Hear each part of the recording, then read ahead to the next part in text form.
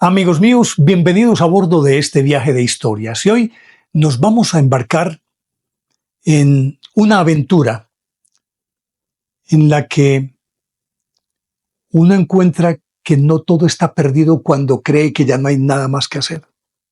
Porque siempre hay una mano que aparece o una puerta que se abre. Pero de esto vamos a hablar después de invitarlos para que compartan y comenten estos contenidos con sus amistades alrededor de una muy buena taza de café. Los invito a que se suscriban en mi canal de YouTube, que es Néstor Armando Alzate, y lógico, este es mi canal oficial. Si en efecto les gustan estos contenidos, denle me gusta, activen la campanita para recibir notificaciones. Y saben que tienen a nuestra disposición, o a su disposición mejor, nuestra línea de WhatsApp 310-692-0672. Pues bien, decía que este es de esas aventuras en las que uno cree que todo está perdido. Y es que regularmente, cuando se llega a una instancia de estas que uno está en una encrucijada, o en una crisis o en un problema de marca mayor, que asume que ya no hay nada más que hacer, siempre de alguna parte aparece algo o alguien que te saca del apuro. Y que esto nos lleva a pensar que uno no puede perder la fe ni la esperanza. Y que, como decía Tagore, la noche nunca es más oscura que antes de amanecer. Pero siempre el agua busca la salida. Siempre hay algo. Sé que a ustedes, como a mí, en una o en varias ocasiones, nos ha ocurrido algo que después decimos, esto fue cierto. ¿Realmente pudo ser así? Pues en efecto es así. Pues bien, esta historia es protagonizada por dos marinos británicos. Y esta historia la tomo de este libro, Encuentros con lo desconocido, de Colin Parsons, un hombre que se dedicó a viajar por el mundo, a recolectar historias que pudieran ser verificadas como reales, y esta la pudo él verificar. Y al final nos daremos cuenta por qué. Y resulta que entonces estos dos marineros habían estado al servicio de los aliados durante la Segunda Guerra Mundial, y cuando terminó, al final de cuentas, jóvenes y aventureros, ninguno de los dos pasaba de los 25 años. Decidieron no volver a casa, sino simplemente recorrer el mundo. Y como eran marinos avesados, a pesar de ser tan jóvenes, eran ya muy experimentados, se sentían mejor en el agua que en tierra. Entonces decidieron darle la vuelta al mundo. Y para el efecto, se hicieron contratar de barcos de distinta índole, particularmente cargueros. Entonces empezaron a viajar en cargueros, en barcos pesqueros, en algunos otros que eran expediciones para tender cables submarinos. Es decir, barcos que hacían distintas actividades, pero al final de cuentas permanecían en el mar. Eso les garantizaba a ellos que siempre llegaban a un puerto, conocían algo más. Y durante varios años estuvieron simple y llanamente trabajando en estos barcos, hasta que un día la monotonía parece que les ganó la partida, porque al final de cuentas, en barcos cargueros o pesqueros, siempre estás viendo los mismos compañeros, no tienes vida social. Llegue a un barco, a un puerto, atraque en el puerto, baje la carga, suba más carga y vuelve y salga. No tienen tiempo para nada más. Dijeron, no, esto no puede seguir así. Entonces decidieron que iban a buscar aquellos barcos en los que pudieran tener contacto social, pudieran desarrollar sus gustos, mujeres, trago, aventuras. Dijeron, pues, el escenario ideal son los cruceros. Lograron así embarcarse en los cruceros y empezaron a ir y venir por distintos puertos del planeta, llevando una vida mucho más agradable, porque al final de cuentas, aun cuando fueran marineros o que trabajaran en mantenimiento, o aún en una de esas que tuvieran que atender a los pasajeros, tenían una intensa vida social, tenían contacto permanente y de cierta manera también podían desarrollar sus gustos por el trago, las mujeres y demás, y llevaban una vida idílica. Así estuvieron varios años, de crucero en crucero, de crucero en crucero. Y por allá en 1956, cuando estaba ya llegando el invierno, decae la actividad de los cruceros y por lo tanto se quedaron sin trabajo y varados en San Francisco. Y dijeron, bueno, entonces, ¿qué vamos a hacer? Volvamos a los cargueros, a los buques de carga, o cualquier cáscara que navegue en todo caso, pero no nos podemos quedar en tierra. Estando ahí varados, un capitán de un buque pequeño estaba buscando 2 marineros, dado que 2 de sus mejores hombres de confianza no podían viajar en esta oportunidad, y les ofreció a ellos esas 2 plazas. Y ellos, pues, encantado. Lógicamente que la paga no era muy buena, pero era buena la comida. Y tenía un anzuelo poderosísimo para ellos, y era que el destino de ese barco era Filipinas, y ellos siempre habían querido conocer a Filipinas y dijeron, esta es la oportunidad.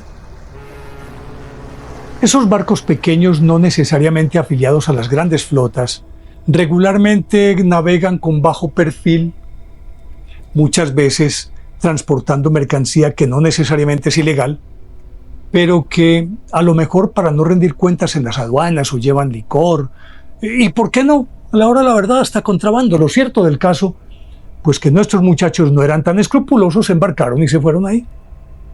Muy bien.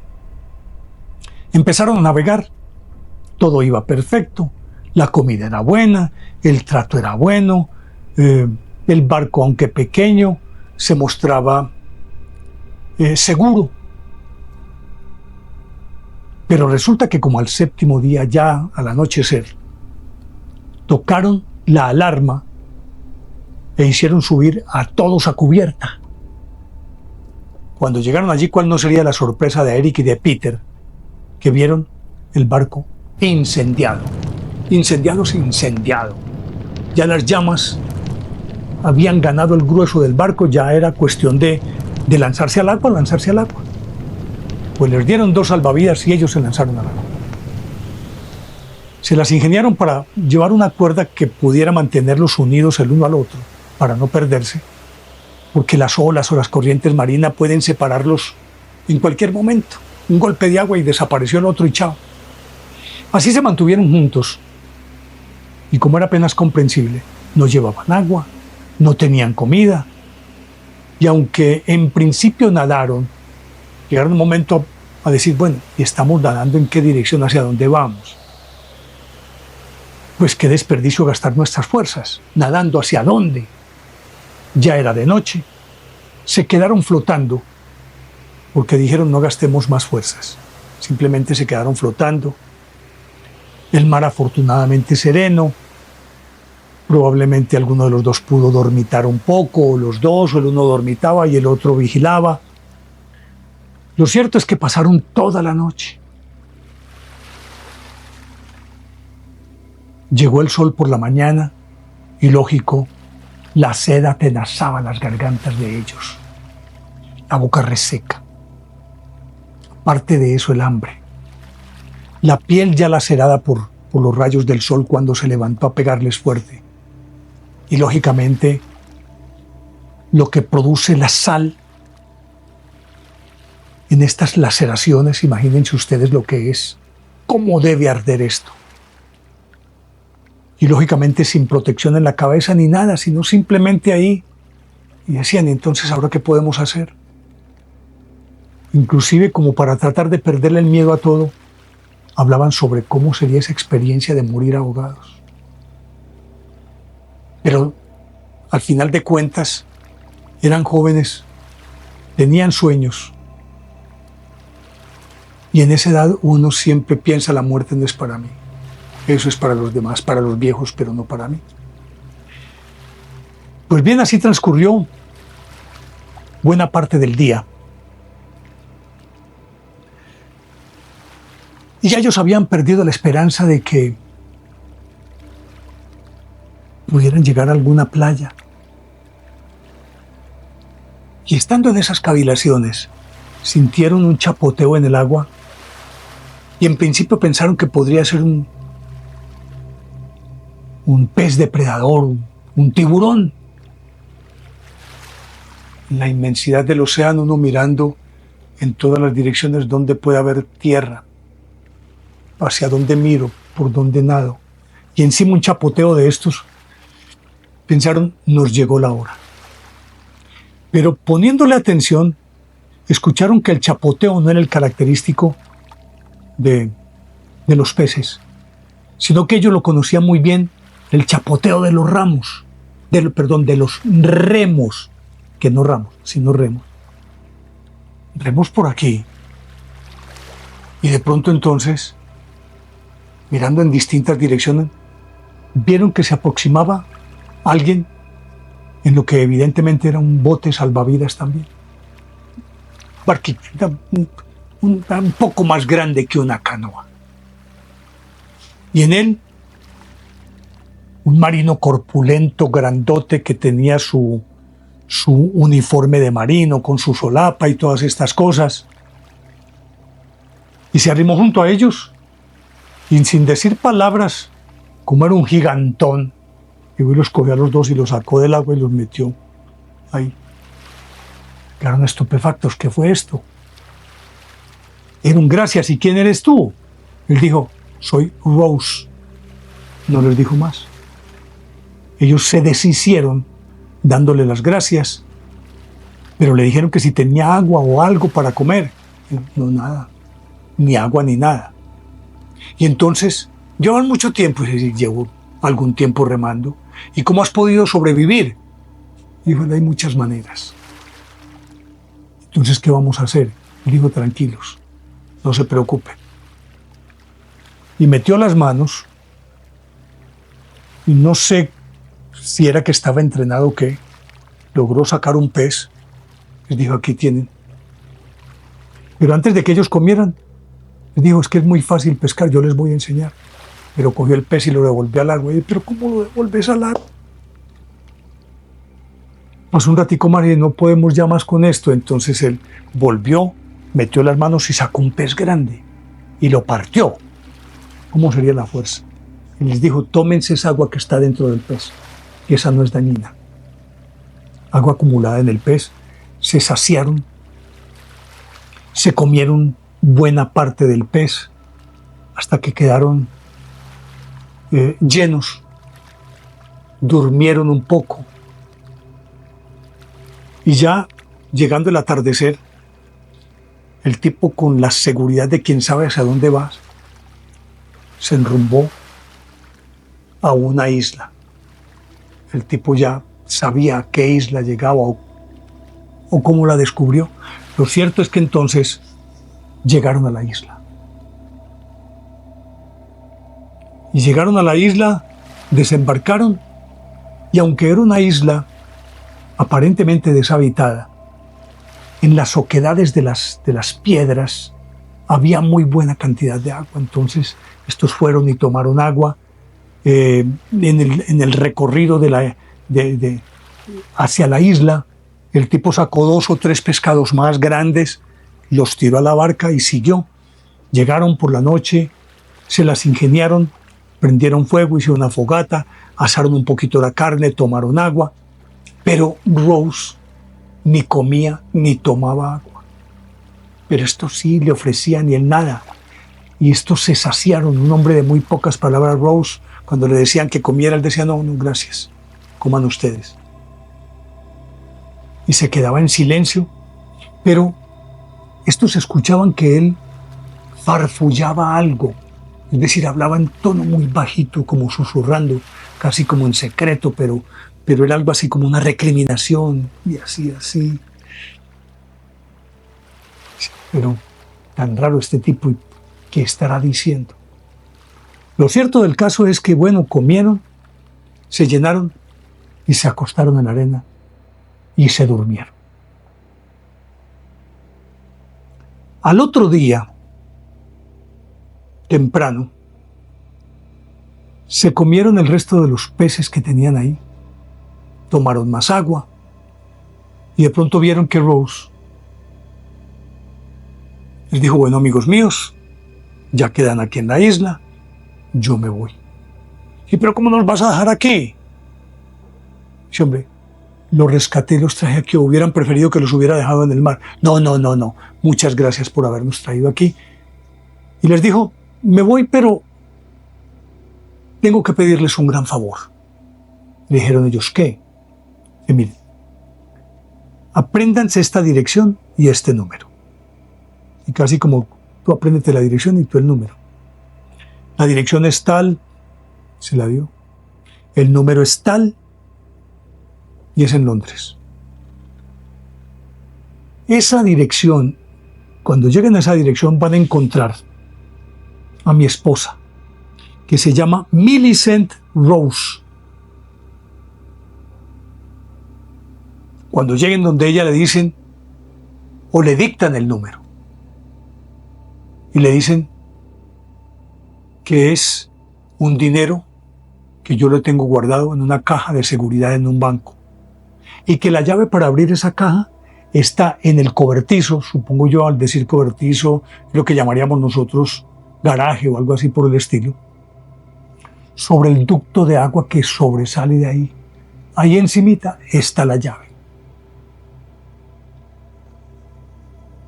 Yo le dijeron: claro, si podemos salir de aquí y podemos ir hasta allá, claro, cuenta con eso.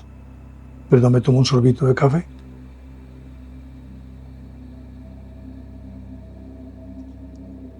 Dicho esto, Rose se despidió de los dos, se montó en su bote y se alejó remando. Pero antes de irse les dijo: no se preocupen, antes de 48 horas los van a rescatar. Con esto que les dijo, se despidió, se montó en el bote y se fue. Desapareció en lontananza y ellos dijeron: ¿ahora qué podemos hacer? ¿Qué va a ocurrir con nosotros? Bueno, empezaron a dar vueltas, a buscar dónde podían encontrar, me imagino que cocos o algo, alguna fruta, algo comestible. Porque si bien es cierto que el otro les había dicho que con certeza los rescataban antes de 48 horas, uno en esas circunstancias puede creer a medias y dice: sí, es posible, pero ¿y si no? Lo cierto del caso es que transcurrieron las horas, buena parte del día, y ellos ahí. Llegó la noche, todavía les quedaba algo de peces, de los peces que habían sacado. Comieron lo que había, tomaron agua, durmieron. Al otro día se levantaron y dijeron: bueno, ¿y ahora qué vamos a hacer? Y dijeron: aquí pues lo único que hay que aprender es saber qué hacer con las circunstancias que tenemos, con los conocimientos de supervivencia que nos enseñaron, y es la realidad que tenemos. Estaban en esas cuando de pronto pasó un avión volando muy bajo y les dejó caer cajas con comida y demás. Cayó precisamente en la playa. Y bueno, ya dijeron ellos: por lo menos tenemos comida y saben que estamos aquí, por lo tanto, yo creo que no se ha perdido nada. La esperanza no se ha perdido. Pues entonces estaban ellos recogiendo lo que les habían lanzado cuando vieron en lontananza un barco y un bote salvavidas que venía del barco hacia ellos. Lo cierto del caso es que los rescataron. Los llevaron, los montaron en el barco, los llevaron a tierra, y lo cierto del caso es que ellos volvieron a Londres. Llegaron a Londres a buscar la dirección que Rose les había dado y recordando muy bien el número que deberían entregarle. Se fueron, llegaron a la dirección indicada y en efecto les abrió la señora Millicent Rose. ¿Ustedes quiénes son? Ellos le dijeron, no, es que nosotros venimos a entregarle unos números que su esposo nos dio para que usted fuera a sacar un dinero, unas joyas que tienen una caja en un banco. Y las llaves para eso están sobre el ducto de agua que está en el cobertizo. Ahí encimita está la llave. Y ella no atinaba a decir palabra, era así estupefacta. Oiga, ¿esto es en serio o es charlando? Señora, ¿es en serio? Dice, no, eso es imposible, no puede ser. ¿Quién me dijeron ustedes que les dio esta dirección y les dio el número y les dijo dónde estaba la llave? Y su esposo, Rose, dijo ella, sí, su esposo, descríbanmelo. Ellos lo describieron, un hombre alto, corpulento, vestido de marinero, solapa marinera, gorro de grumete. Y él les dijo, sí, es mi esposo. Pero eso es imposible lo que está ocurriendo. Y les preguntaron, ¿por qué? Dice, porque mi esposo murió hace 8 años en el Océano Pacífico, en un naufragio. Pero ellos, no puede ser. Si él estuvo con nosotros hasta ayer, él nos rescató del mar, nos subió a su bote salvavidas y nos llevó a una isla, él. Y ella, no, es imposible. Él murió hace 8 años. Señora, entonces, si es un fantasma, era muy de carne y hueso, durmió con nosotros. El barco era físico, nosotros, imagínense si estuvimos navegando más de un día en ese barquichuelo. ¿Cómo podía ser de un fantasma? Pues sí. ¿Cómo un fantasma va a sacar peces y los va a partir en dos? ¿Cómo puede hablar con uno? Como hizo él con nosotros. ¿Cómo él? Porque recordaron que algunas veces él se ensimismaba mientras remaba, y lo que les había dicho que de pronto en la playa farfullaba o susurraba algo. Resulta que en el barquichuelo también. Y al parecer ellos lograron entenderle algo así como que no, esto no debió haber sucedido. Ellos no tenían por qué haber muerto. Algo así. Y era lo que decía. Entonces le decían, señora, entonces explíqueme quién era y por qué y cómo. Y mucho más por qué nos entrega dirección, número y sabe dónde está la llave. Y cómo nos avisa que antes de 48 horas nos van a rescatar. Y pues está muerto. En efecto, la señora fue. La llave estaba en el sitio que le había dicho. Fue al banco y encontró lo que él le había heredado.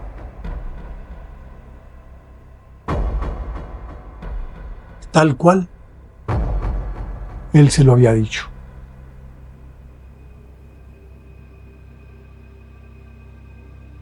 Y estos muchachos, imagínense ustedes cómo sería el grado de asombro después de ver todo esto.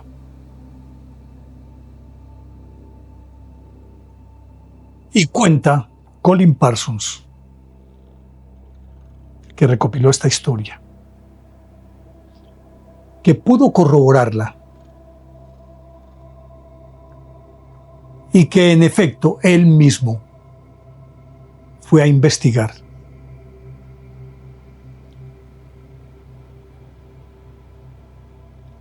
Y en las oficinas de la Marina encontró los datos correspondientes al buque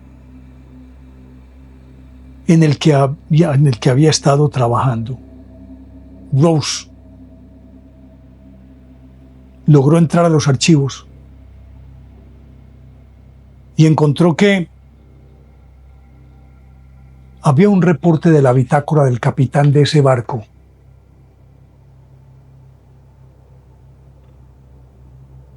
que fue tal vez lo único que se pudo rescatar de ahí. Y entonces, miren, quiero trasladar lo que estoy contando a este Colin Parsons. Lo que él decía: no fue difícil para mí indagar más profundamente en el asunto, y lo que hallé fue realmente sorprendente. En el cuaderno de bitácora del capitán con fecha de 1948, correspondiente al día en que ocurrió el accidente, puede leerse, parafraseando el lenguaje formal y náutico. Dice así, lo que dice la bitácora: a las 3 de la tarde, el viento que había estado soplando desde el día anterior se transformó en una verdadera tormenta. Se ordenó que, a modo de precaución, toda la tripulación se presentara en cubierta. Me informaron que A.B. Rose se encontraba ebrio. Se produjo una riña entre Rose y el oficial de guardia porque Rose quería utilizar uno de los botes de auxilio, probablemente convencido de que se trataba de un huracán. Rose dejó al oficial fuera de combate y yo ordené a 2 marineros que lo detuvieran. El bote y los 3 hombres cayeron al agua y el barco se detuvo. Los 3 hombres fueron subidos a bordo, muertos, y de acuerdo con mis deberes, ordené que se los sepultara en el mar.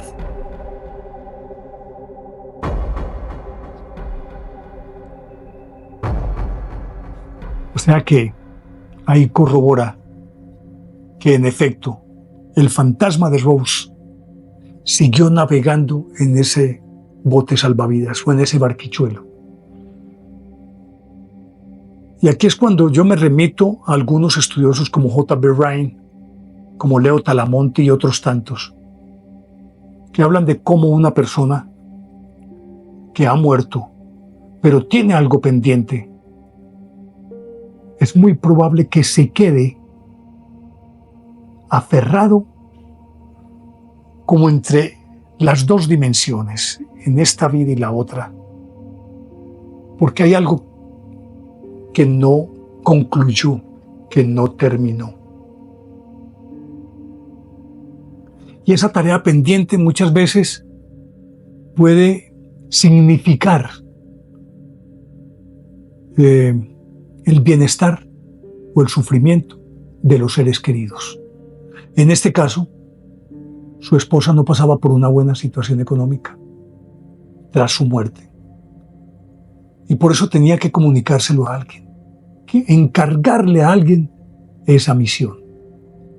Ahora la pregunta es, si él rescató a estos 2 marineros, ¿lo hizo por el prurito altruista de rescatarlos como un gesto de bondad y de humanidad, o simplemente para que llevaran un recado? ¿O por qué no, pensando en las 2 cosas al mismo tiempo? Lo cierto del caso es que, como dicen quienes mencioné, J.B. Rhine, Talamonte, el doctor Robert Tockett y otros, que afirman que en muchas oportunidades las personas que mueren se quedan justamente por lo que acabo de decir, como en una especie de limbo, no pueden avanzar, no pueden retroceder. Y Leo Talamonti lo define de otra manera, que es como se remite a cuando existían, toma como figura o como analogía los vinilos, pues, los discos que nosotros llamábamos, que muchas veces el disco se rayaba y quedaba ahí la musiquita en el pedacitico de ese donde estaba rayado, y ahí se quedaba y se quedaba y se quedaba. Y afirman ellos que tanto este tipo de personas se quedan fijadas a la última sensación que tuvieron o al acto mismo que desencadenó su muerte, y que al parecer siguen luchando con esas circunstancias como si todavía no hubiera ocurrido, o cada vez que se muestran o cada vez que aparecen, regularmente lo que están es repitiendo la acción, que podría ser lo que le ocurrió a Burroughs navegando por los mares. Pero en este caso, para fortuna de los dos marineros, les salvó la vida y salvó a su familia. Pues bien, llegamos al final de esta historia, espero que les haya gustado. De ser así, denle me gusta, activen la campanita para recibir notificaciones. Les dejo la inquietud de siempre. ¿Les parece lógica o ilógica esta historia? Y los espero en el próximo viaje de historias, que con seguridad va a ser fascinante. Chao.